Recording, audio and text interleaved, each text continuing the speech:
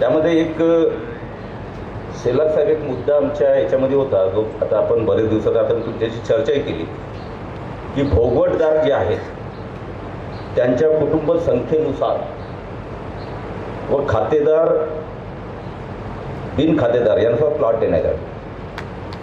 हा आपला सगळ्यात महत्त्वाचा इथला विचार की भोगवटदारांना त्यांच्या कुटुंब संख्येनुसार. आता काय होतं की आता मी रामदासजी कारोडे आपले काकाजी आहेत, त्यांच्या मुलाचं एक निवेदन वाचलं.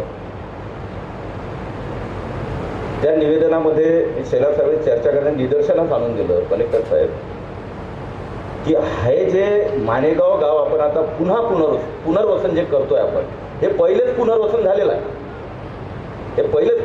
झालेलं आहे. आता आपण पुन्हा पुनर्वसन करतोय. त्यामुळे पहिल्या पुनर्वसनामध्ये जी कुटुंब संख्येने आपण प्लॉट दिलेले ते ग्राह्यच राहणार, ते द्यावेच लागणार आहेत आपल्याला.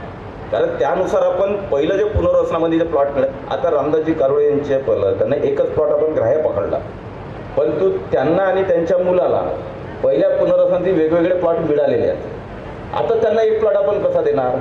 त्यांना 2 प्लॉट द्यावे लागणार आहे.